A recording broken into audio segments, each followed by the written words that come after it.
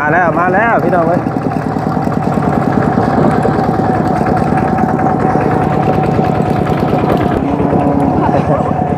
เอาเนาะกับทักทายสบายดีพวกพี่น้องบัดสุขุสุคนเด้อเนาะเจอกันครับบ่าวจันอีกคือเก่าวันนี้พี่น้องไอ้ซ่องบ่าวจันแชนแนลอีกแล้วเนาะเอามื้อนี้ก็มาส่งมารับต้อนรับวันเสาร์ปึ๊บพ่อเถยนี่แหละเฮียงเสาเฮือนแล้วไว้นี่แหละ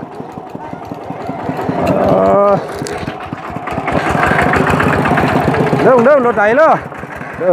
เอาลงเลยบอกลงเลยปุ๊บยึกปุ๊บโอ้หักเลยตัวนั้นปุ๊บตัวแล้วการบาดนี่หาไม่ซะก่อนหาไม่มาอันนั้นมาสอดใช่นะมันหักแล้วมันโบพานแล้วเฮ้ยปุ๊บอ๋อตึกบอลเดียวเลยโบติงเลยตัวนี้นักแทงแล้วบานนี่พี่น้องเอ้ยเนาะแกเนาะให้นี่เสียใจบ่ได้ดีใจเนาะเป็นยังเป็นนี่ใดความรู้สึกเป็นนี่ใดรู้สึกดีใจ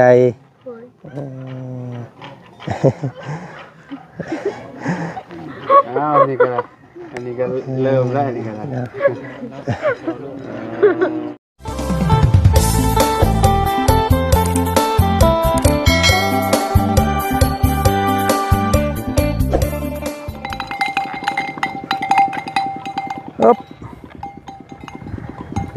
พี่น้องเนาะคือสิแมนและบาทที่นี่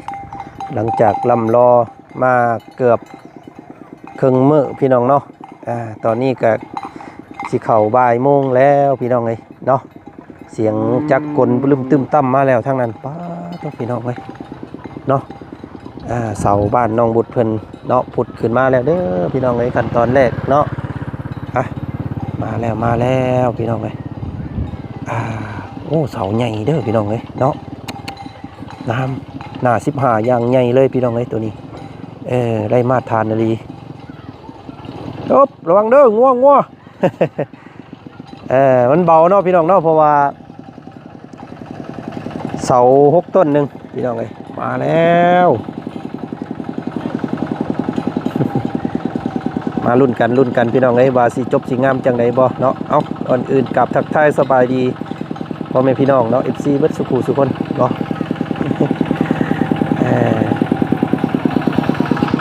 มาเอาเนาะโอ้ยสายส่งเขาจะไปลงทางไหนเนาะจะไปลงทางอยู่ทางไหนทางเขาอยู่เลยคือบัญชียูทูบมันอยู่สอบลืมแน่เนาะมันนี่แกงห้องในนี่แหละมือหน้ามือในมาส่งไม่ส่งต่อกะยินดีเด้อมันคามันโน่นนะมาแล้วก็คือบัญชีขึ้นมาบุกโย่สัตว์ตัวพี่น้องบ่เคยมาส่งบ่อยู่บ้านนี่บ่เคยเข้าจักเทื่อบ้านปลุกในมันจะเข้าเดินเลยงามเนาะพี่น้องเนาะนี่พี่น้องพุ่นแหละอยู่ไปทางหินเซ่พุ่นเนาะเดี๋ยวเฮาสิขึ้นไปนำสิขึ้นไปถ่าเลยไปเลยเนาะลุยมาแล้วพี่น้องเน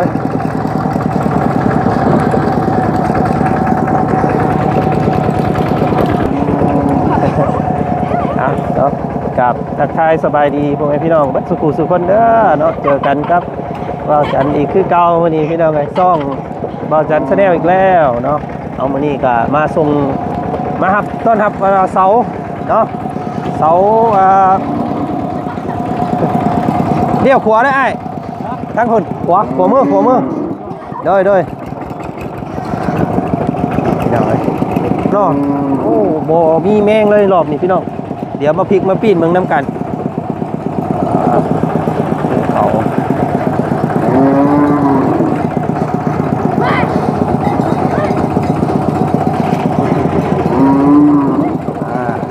เดี๋ยวซ้ายบาทนี้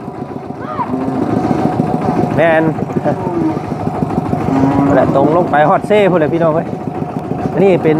หมู่บ้านแก่งคลองในเนาะพี่น้องเนาะเจ้าเก่าเจ้าเดิมพี่น้องเพิ่มเติมคือรอบนี้ได้เพิ่น ฮึบระวังนะครับระวังเอาดีๆเลยฮึบ2 4 6ต้นนะพี่น้องเด้อเนาะเพราะว่าสิเฮ็ดขนาดประมาณซ้ำบ้านของเมตู้6 ปีเฮาซั่นพี่น้องเอ้ยเนาะมือเฮือนพ่อมือเฮือนพุ่น โอ้งัวตามหลังบาดนี้ที่ไหนบาดนี้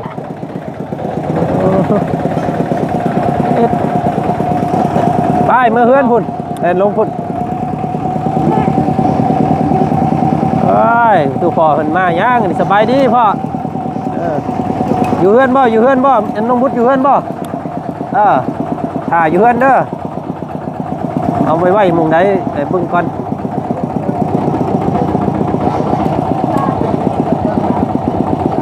ปุ๊บบ้านหลังนี้พี่น้องเอ้ยเนาะเฮือนหลังนี้เพิ่นนั่นว่าเอากระพุ้ยเนาะผ่ากระพุ้ยเฮ็ดหลังคา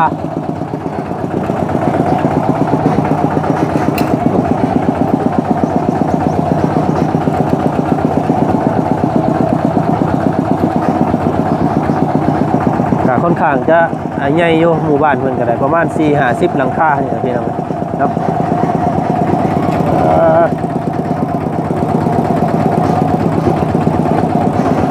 นี่เพิ่นเอาไว้เพื่อเอาไว้อันว่า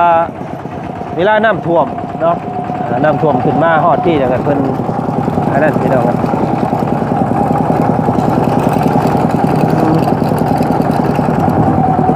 ปุ๊บ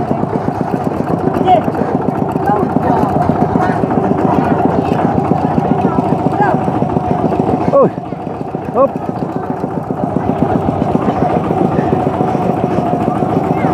เอาไว้มุงใดเด้บาทนี่พี่น้องเอ้ยพุ่นเด้อไอ้ซื้อขึ้นเฮือนหลังนั่นพุ่นซื้อหม่งกันว่าเขาว่าบุญเพิ่นแหละ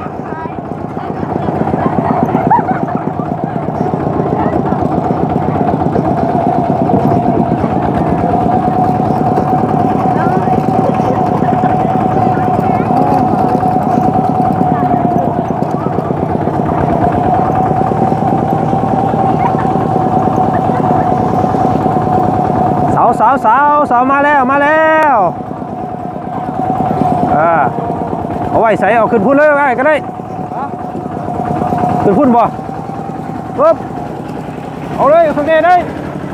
ปึ๊บพ่อเถยนี่แหละเฮียงเสาเฮือนแล้วไว้นี่แหละ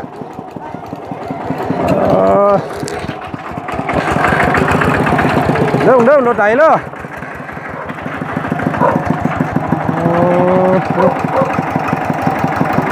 หาไม้มาห้องก่อนมีไม้มาห้องบ่น้องบุตรย่านปวกขึ้นดิ สบายดีเนาะเสางามได้พี่น้องเอ้ยหน้า15มาแล้วเสาบ้านน้องบุตรเพิ่นเนาะเสางามๆเลยมื้อนี้พี่น้องเอ้ยมาห้องแม่นยันปวกขึ้นยันปวกกินเด้เนาะมาเบิ่งก่อนพี่น้องมาเบิ่งรายละเอียดเนาะหน้า15ยาว4 เมตรโอ้งามเสาตัวนี้เนาะดำทุ่มวันโตเก้าวันพัดเคยเอาไปตัดได้ชาวดังเฮินนะโอ้ยช่างเขาไม่หอมอยู่โอ้บ่ยังรอดบ่งหมอน้อยนั่นนั่งกี่นี่เด้เรานั่งเราบ่ได้ล้างก้นไปยักสบายดีโอ้ยตายโอ้ไม่ยังดิบอยู่ตัวนี้เนาะตัวนี้ยังก็เลื่อยใหม่ๆเลยหาก็ออกจากป่าได้ตัวนี้งามไม่ยังก็ตัวนี้แข็งคักได้ตัวนี้เก่าบัดนั้นบนตารางเฮินสบายดีประตูตัดไอ้ชาวดังกันเฮินเพิ่นซะเด็กเย็นได้มาเรียบร้อยแล้วกลับบ้านเจ้าเพิ่นโทรหาใช้ชาวยังอยู่บ่โอ้ยดันเคยตัดแล้วมีแต่ประตูไม่เด้อไม่มีบ่พอจัก3อันมาวางไว้ข้างๆเอามาแล้วพอให้มั่งแล้วคั่วผู้ใดได้บาทนี่เนาะระวังเพิ่นให้เด้อ เอาจะ เป็นไม้หยังแน่เนาะนี่เนาะอันนี้ไม้หยังนี่ตัวนี้ ถึงว่า ดำคักเนาะตัวนี้เนาะ ดำคักเด้ ไม่แบบนี้ได้เห็ดเสาบ้านแต่เก่านะ ไม้มัน หายากบ่ เอาใส่ซองกันก็ได้แหละเนาะ มันหายาก ลองเบิ่งเอาอีกอันหนึงบ่มีบ่ไม่เพิ่นอืมมีอีกอันหนึงใครอยู่เอาอีกอันหนึงลงล่ะนี่เด้ไม่อันพื้นแล้วนี่ไม่ตัวนี้ได้บ่เอาปุ๊บแต่พอห้องบ่ให้มันจุดินนะ ปาดแล้วก็เอามาจาก อ๋อ ป่า น้อง ตัวนั้นย้ำมาพี่เกลือกลางนะ อืม เกลือกลางย้ำมา ให้มันสุดเลย มีแต่พริกเบิ่งบาดนี่มันงามแต่หูบจูบหอมอยู่บ่ เนาะ เนาะ แบบ ยันงามแต่ข้างนอกขี้ลายในบ่ได้น้องบุตรเนาะ แต่ว่าย่อ เออ มาบ่จากเนาะ เฮ็ดงามคือน้องบุตรนี่ใครอยู่งามทั้งนอกทั้งในได้เราเฮ็ดนะพี่น้องเอ้ยเอาหนึ่ง น้องจัน ปึ๊บ มันตกลงเลย กิ่งลงเลยรถระวังต่ำเสาเฮือนเราหักก่อนเด้ มันกลับคืนดีมือเลย เด้อ เอาลงเลยบ่ ลงเลยรถ ปึ๊บยึกปึ๊บโอ้หักเลยตัวนั้นปึ๊บตัวแล้วการบาดนี่หาไม้ซะก่อน หาไม้มาอันนั้นมาสอดใช่น่ะ มันฮักแล้วมันโบพานแล้ว หักได้บ่ผ่าน แต่แนมมันหักข่อยก็เอาคืนเอาตัวใหม่มาให้เอา วิ่งลงรถมันฮักแล้วมันโบพานแล้ว ต้องทิ่มแห้งๆเนาะว่ามันแตกมันอย่างไรมันต้องแก่มือเลยเบิ่งก่อนพริกเบิ่งโยตัวนี้กะเสาที่2ปึ๊บเฮ้ย ลุยไม่ได้ชิมเรียนเช้า โอ้คักเด้อะไรก็ได้ได้เรื่องได้การเด้อ1 2ปึ๊บขออนุญาตเฮือนแล้วเนาะ น้องจันตกใจ ใช้บ่บุญอันเอาอันไม้ห้องกันน้องเพิ่นเอามาเลยไม้แบบนั้นแหละงาม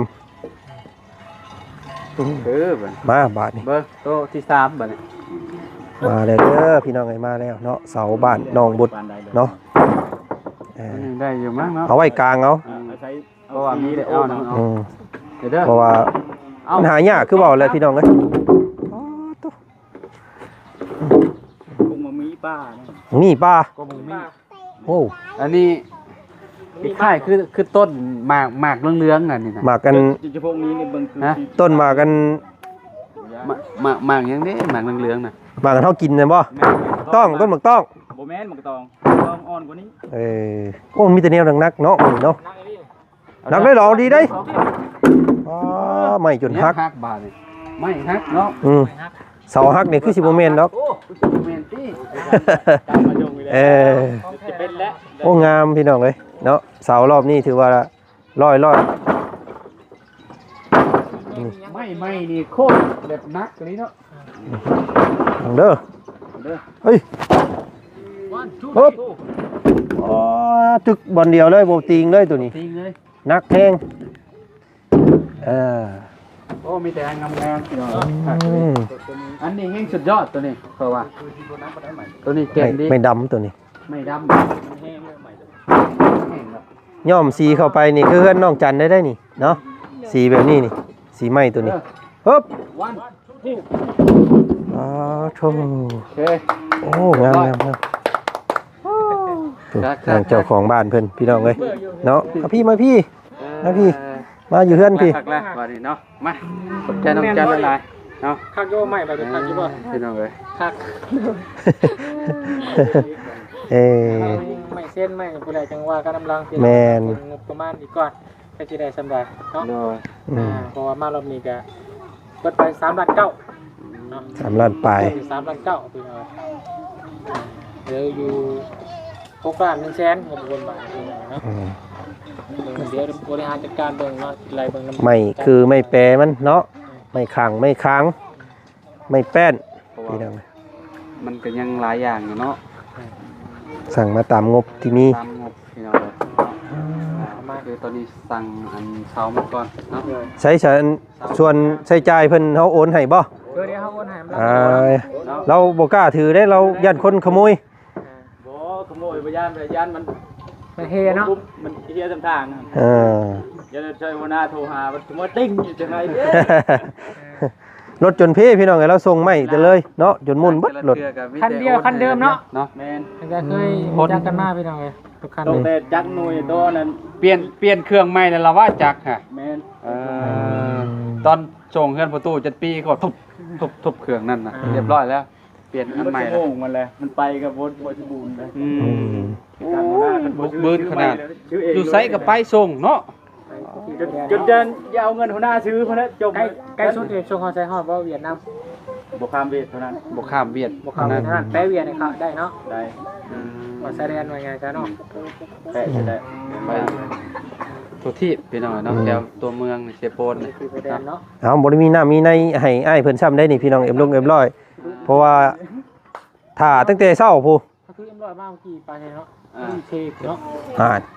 ป้าไว้ให้พี่แต่แหกบ่อยู่เซพู้ ลืมเลยถ่ายวิวแล้วก็ลืมชื่อมาเลยเนาะพาแล้วปัน เอ้ย เราเชียงยังอยู่บ้านเสลวอยู่เนาะ อันนั้นก็คือสิครบแล้วเนาะไม่ต้องหอกตาม บ้านนอกเจือ แมน เรื่อง อืม จะไปอัปเดต โอเค บ้าเอาไปจังอันขี่ตกขี่รถจักรบ่จักชื่อมัน เอาไร มันสิแม่นแต่ขี่รถจักรไว้ใหม่อัน เอาเพิ่ง บ่เพิ่ง เดี๋ยวบ้านอะไรนี้ จบมาเขาลัดอยู่ในบนนั้นบ้านมึงแสนลัดแล้วรถกระโทดังเลย เมื่อไหร่ ว่าพกแพงเขาลัดเลย อืม เมื่อวานนี่บ่วันนี้บ่ คนช่วงหลังๆนี่ อ๋อ พาเรื่องเสาให้เราเลย เราเปลี่ยนแล้ว นั่นแหละเนาะ เปลี่ยนท่อใหม่เพิ่นเปลี่ยนท่อใหม่แล้ว ต่อไม่แล้วเปลี่ยนไม่แล้ว ขี่เสียงบ่ดังบ่ม่วน กะเจ้า บ้านนี่ก็ไม่ซื่อนี่บ่ยังโทนเก่าอยู่รถใหม่ชีฟ้าน่ะยังโทนนะ เราเปลี่ยน อันว่าเราสั่งกันอยู่เฮือนอันนี้บ่บ้านใกล้บ้านแกงไข่นี่บ่เจ้าบ่มาส่ง แม่น โอเคเสา6ต้นคือกันนั่นก็ น้องต้นกล้าฮะติ แม่นอันนั้นก็สิยังสิสร้างรายการใหม่น้ำเจ้าอีกอยู่เนาะ โทรหาเพิ่นนั่นแหละคันมีบ่มีก็ อืม บ่มีเลยเด้อนี่เด้อนี่คือว่านนี่อยู่นี่เสาบ่มีได้ อืม มันหาได้เด้อผู้บริหารนี่นะ โดย เจ้ามีหน้าที่ส่งอย่างเดียวเนาะ ไป ตัวเบิ่งพี่ มาเบิ่งอยู่งามอยู่บ่ พอ จะคล้องเบิ่ง เป็นนี่ได้ผ่านอยู่บ่เนาะฮะ มือปืนคาเป๊ะ งามบ่คักเนาะ จะเข้ากองกี่พอเคยเลยไม่เลยตอบแบบนี้บ่ผมบ่เคยละเออ เรือบ่เป็นเนาะ เออเป็น ได้แต่ไปถากไม้กลมแบบนั้น กลมแบบนี้เนาะ กลมแบบเสาเฮือนตัวกลมหั่นพี่น้องเอ้ย ทางอยู่ในปงในป่าพุ่นแหละจะได้เฮือนหลังหนึงก็บ่แม่นง่ายอีกเนาะ ยาว4เมตรหนา15 ย่านนั้นน้ำท่วมเด้ ให้น้ำท่วมเพิ่มยาว ย่านน้ำท่วมเลยเฮ็ดเฮือนให้เราสูงๆแน่นิดนึงเนาะน้องบุตรเนาะ เวลาน้ำมาจังบ่ย่านเนาะ พุ่นไปยืนนะพุ่นน้องบุตร ไว้ใช้ทั้งกองมันจะเด่นกอง เพียงสิบ่ เวลามันขึ้นทำได้โต๊ะ เด้เราเห็นบ่กันน้ำเฮือนมันเฮือนน้ำท่วม โอ้เก่าบ่ มุงอันเนาะผาอันนั้นคือพุ่นแหละฮอดอันนั้นครับอันนั้นพุ่นแหละตะกี้แล้วว่ะ ของเรานี่ก็เขา นั่นเห็น ตุ้ บ่ ยมาหลาย มาประมาณนี้ อื เนาะ ม ขึ้นประมาณนั่น ป แห ระ ละ มาณนี้เนาะวิดว้าวเนาะเพื่อนเราก็เนาะ น้ำเซอยู่ใกล้เนาะ ๆบอนทางเสาเข็มใช่เลยหาเอาปุ้ยใช้ทั้งพื้นมันหลายๆน้ำขึ้นหนึ่งขึ้นน้ำอ๋อ สร้างเพิ่น ไอเดียเราเจ๊ง คักอยู่ก็ต้องหามา ขึ้นยำลงก็ลง เออ ตูดขึ้นตูดลงอย่างนั้นแหละ มันท่วมทุกปีก็บ่ไหว้เนาะอันนี้แบบโดนๆจังท่วมหั่นน่ะมัน โมเมนต์ บ่ ตัว แม่น เฮื มัน อ สิท่วมตลอด ให้หน้าตาตานี่ก็พบ อืม เพราะว่าไอ้นี่มันบนนี้แหละจุดหนักอันนี้เราคนยังเต้นได้ตัวนี้เต้นไปเท่าไหร่ ว่านี่บรรทุกรถจักรมาพี่น้องเนาะ เลย ใครก็โอ้ยอิจฉาวาสนาน้องบุญนี่ว่าจัง อ่า บรรทุกหน่อยมอเตอร์ไซค์ ใครก็ว่ารถลาว อาจารย์เล่าพี่น้องเอ้ย เนี่ยรถอาจารย์ลาวแกกันมาซื่อ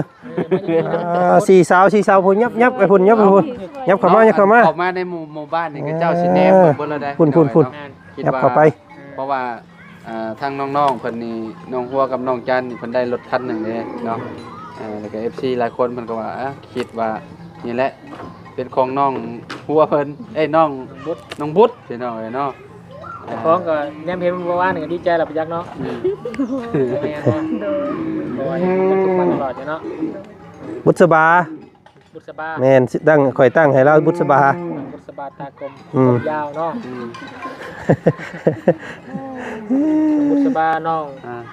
จันดารา อืม น้องมณีแสง อืม พี่น้องเอ้ย แก้มไข่เนาะ ซื้อให้มันนี่แซงแก้มแก้มไข่ แก้ บ่ มไข่ อ๋อแก้มอึ่งบ่ เป็นได้ทานจะบ่น้องหัวเสาตรงจันทร์ งามอยู่บ่ งามบ่น้อง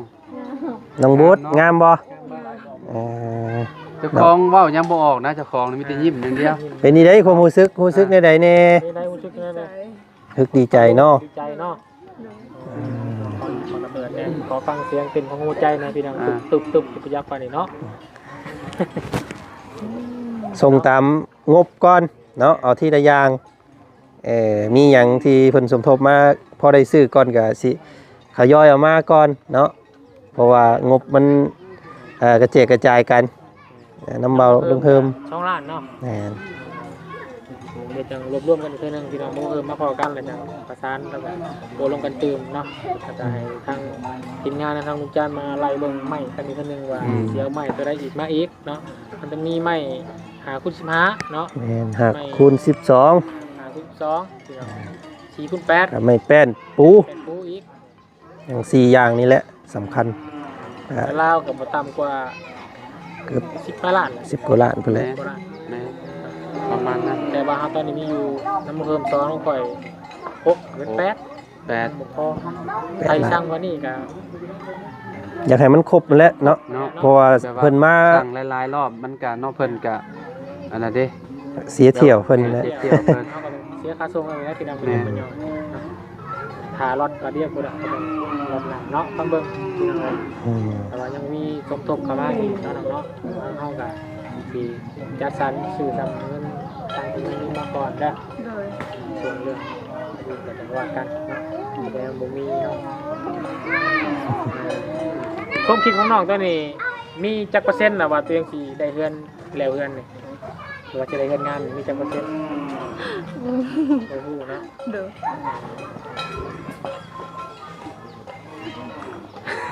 ทางตูพ่อแล้วเมื่อวานเนี่ยบอกว่าเนี่ยเราอยากไล่ให้ลูกพ่อนี่จักสิมันสิยืนนำสำใดเราอ่ะ พร้อมไปยืมใกล้มาบุญพี่ เพราะว่าเรารู้สึกในห่างกายเรานะพี่น้องเอ้ยเราก็เจ็บปวดเนี่ย ปีบ่พอปีนี่บ่ไอ้จักอายุเจ้าจักปีก็68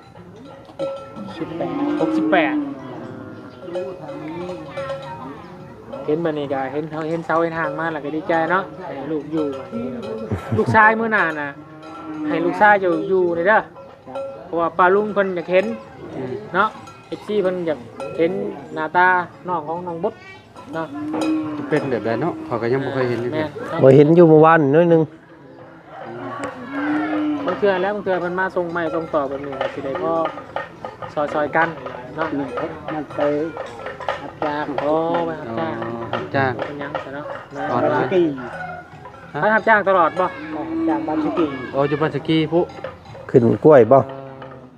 อืม กล้วยเก็บกล้วยนั่งเอามัน ตัวไปทอดอ๋อ ขึ้นมัน ขึ้นมาต้น อืม เดี๋ยวมื้อได้เพิ่นวางยังไงเพิ่นอยู่กันเนาะเอาบ่ได้บางเทื่อเนาะมื้อหน้ามื้อไหนเนาะทำการก่อสร้างเรื่องหยังบ่ได้จับคายนำเพิ่นเลยเนาะ แม่ จะได้เป็นเรื่องนักเรียนอะไรจริงจะได้ก็อยากเห็นหน้าเห็นตาแน่เนาะเมื่อหน่อยก็ท้ามาอยู่กันหาคนเนาะมาจะเถื่อนอีก3 คน บ่ค่อยเห็นเพิ่นเนาะ ก็เพิ่นขี้อายแน่เนาะขี้อายกล่องนี่คือน้องของน้อง ผู้อายนั่นคืออาย อายเนาะบอกคนบ่ต้องอายเด้อถ้าอายบ่ได้เฮือนอยู่ได้บอกคนจังซี่เด้อ อืม นี่แต่ระวังเด็กน้อยเด้อบัดนี้บ่ให้เด็กน้อยมาไต่มาดิ้นเดี๋ยวเพิ่นสิล้มสิหยังใส่เลือดยางสิถึกแต่มันสิบ่งามเนาะยันมันมีตำหนิและยันล้มยันหยังทับใส่แต่มัน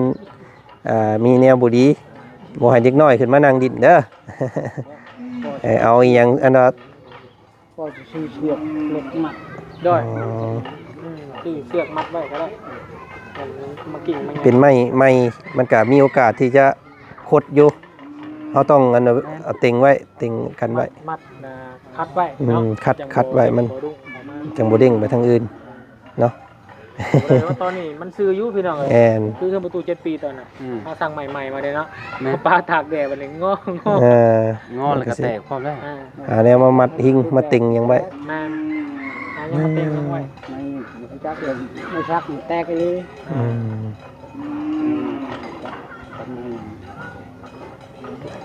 พอเอ้ยเพิ่นพ่อเพิ่นยังบ่ฮู้หรอกพี่น้องที่พ่อใจดีที่ซอย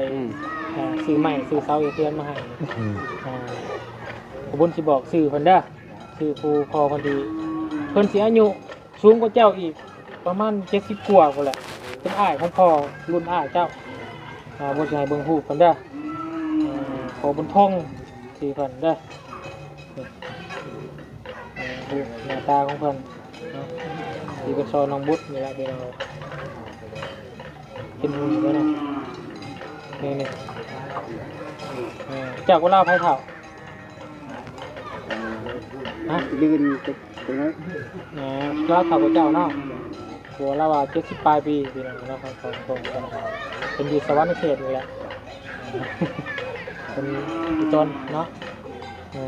เป็นสงสารของพ่อเจ้าเด้อเป็นยังไงเย็นหน้าตากันเป็นยังไงโอ้ยมันมัวเราบ่เป็นเราบ่รู้สึกเจ้าเป็นยังไงเห็นเพิ่นเมื่อกี้บ่เห็นรู้สึกไอ้ภูมิใจเลยอ๋อเห็นรูปเพิ่นภูมิใจเนาะมีหยังอยากบอกเพิ่นบ่มีหยังอยากบอกเพิ่นว่าเพิ่นนั่งเบิ่งเจ้าอยู่แล้วตอนนี้แม่นเพิ่นขอบนทงเบิ่งอยู่เป็นคนใจดีขอบใจเพิ่นแน่มีหยังอยากบอกเพิ่นว่าขอบใจหลายๆขอบนทงอ้ายบนทงก็ได้เจ้าเนาะใจดีดีคอยเรือเนาะคนดีมีแห้งเนาะมีแห้งเด็กๆได้คนไทยยังมีเป็นเด็กเป็นผู้ชนหลายเนาะแล้วก็68ล่ะพี่น้องก็สิเนาะใช้เวลาอยู่ในครอบครัวหลายๆเนาะ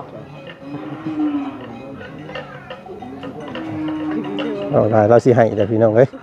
ตู้ก็ได้ตาก็บ่เห็นเราอ่ะตาย่อยนะ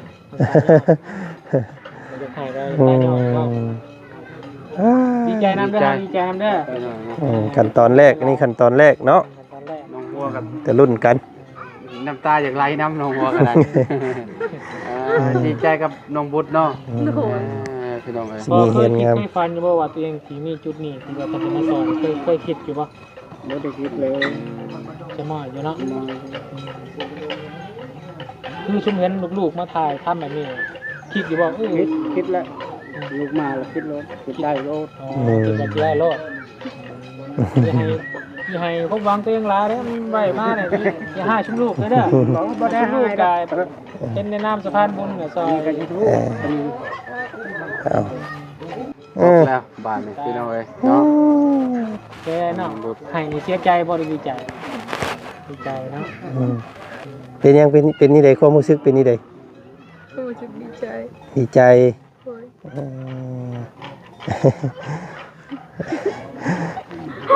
นี่ก็อันนี้ก็เริ่มแล้วนี่ก็ก็คิดใจฟันมาสิมีคุณยายคนที่สอบกันมาเนาะขอบคุณกะที่ทีมงานก็ร่วมกันหลายพี่น้องเลยเนาะกะทางพยายามพาน้องบุตรเนาะเป็นกระบอกเสียงให้ทางคุณยายคนเทนเนาะกะเพราะว่าก็อยากคือเปอร์เซ็นต์ที่น้องบุตรสิได้เฮือนนี่แทบประมาณ 30-40% พี่น้องนะบ่คาดหวังให้น้องเพิ่นหลายนะเฮาก็บ่คาดหวังหลายยันว่าบ่ได้ให้น้องเพิ่นแล้วก็สิเสียใจหั่นนะพี่น้องนะนี่ก็เลยมาซะนี้ก็คือว่าการเกินคาดหมายของเฮาล่ะพี่น้องได้เซาได้เงินมีงบ10 ล้านว่าไงซะได้ไม่ละต่อกายเติบได้เนาะก็ถือว่ายังบ่ฮองมันยังบ่เครื่องดอกเนาะยังหลายบ่เครื่องค่าส่งค่าสร้างหลายอย่างเนาะอันนี้แค่จุดเริ่มต้นเนาะเริ่มต้นตำงูแล้วกลัวมีแต่ได้สำใดกะสำนั่นน้องเนาะแต่บุญวาสนาเฮาเนาะเพิ่นสิสดสิซอยทำใดก็เอาได้ไม้ได้เสามาไว้ก็โอ้นี่ก็บ่แม่นถึกๆเด้ต้นละ1,000 บาทผู้ได้นี่ได้นอต้นนึงก็ค่อนข้างสิแพงมีแต่เนาะก็อยากให้ทางพ่อน้องบุตรเนาะน้องอ้วนนั้นพากันมือขึ้นเด้อขอบใจทางพ่อบุญทงเพิ่นยังบุตรเด้อขอบใจเพิ่นนั่นแหละเนาะขอบใจที่พ่อบุญทงช่วยเหลือน้องขอให้อยู่ดีมีแรงไปใส่มาใส่เขาตลอดปลอดภัยความเจ็บแผลได้ความพยายามมีพัฒนาสิ่งใดเคยได้สิ่งนั้นสาธุแต่ขอบใจอายนำเด้อขอให้อยู่ดีมีแรงไปใส่มาใส่เขาตลอดปลอดภัย ความเจ็บอย่าได้ความพยายามมีสา โอ้อ้าว อื เนาะ มดีใจนำ ดีใจ เนาะ นำดีใจนำ เอารุ่นกันดูรูปแบบรูปทรงสิเป็นแบบใดเนาะเฮือนเนาะได้งบประมาณพุ่นแหละเฮาจังสิลงมือ เพราะว่างบบ่พอนี่เฮาเฮ็ดบ่ได้เนาะ แม่ เพราะว่ามันเคยทางช่องของเบาจันทร์เคยมีประสบการณ์มาแล้วพี่น้องเอ้ย โดย เนาะก็สิรอท่าจนงบพวงพอพุ่นแหละจังสิให้เพิ่นลงมือเฮ็ดเฮือนเนาะเพราะว่าเฮือนเรามันแคบต้องได้มาก แม่ ถ้าได้เฮ็ดนี่ต้องได้มากหลังนี้แต่ต้องไปปลุกกระตูบ ปลุกกระตูบ นอนก่อน นอนก่อนนั่นแหละ ก็บ่อยากให้มันเป็นคือเฮือนแม่น้องน้ำหวานพี่น้องเอ้ยเป็นปีเนาะ มีงบประมาณกาบา แม่น เพียงพอแล้วเฮาจังจัดเลยเนาะ อ้าวสายเข่าแต่ทางบ่จันทร์ขอโตวก่อนเด้อสบัดนี้เด้อเอาพี่น้องเอ้ยไปเนาะ โดยสบายดีเด้อเนาะเอาพี่น้องไงเนาะดีใจน้ำดีใจน้ำเนาะโอเคพี่น้องไงเนาะวันนี้มาครับขั้นต้นเนาะหรือว่าขั้นตอนแรกของการดิเดิมจะปลูกเพื่อนสร้างสรรค์จำต้องมีเสาก่อนว่าสันซะพี่น้องไงเนาะส่วนไม่ต้องตามค่าส่งค่าสร้างโอ้ยยังหลายอย่างเลยพี่น้องเด้อเนาะถ้าผู้ใดอยากสดอยากช่วยน้องเพิ่นเนาะผู้เล็กผู้น้อยก็ติดต่อทางพวกเราได้เนาะสานต่อให้น้องเพิ่นมีความฝันให้สำเร็จว่าซั่นซะเนาะก็ซอยเป็นที่พักพิงเนาะอันนี้ก็ไปหาคนหานอนน้ำหมู่น้องเพิ่นก็ได้โอ้ยพี่น้องอยากให้น้องเพิ่นมีบ้านนำเนาะพี่น้องเนาะเอาสำหรับคลิปนี้ทางวัดจันทร์ขอตัวลาก่อนเด้อคลิปนี้ไปแล้วพี่น้องสบายดีสวัสดี ต่อไปเนาะ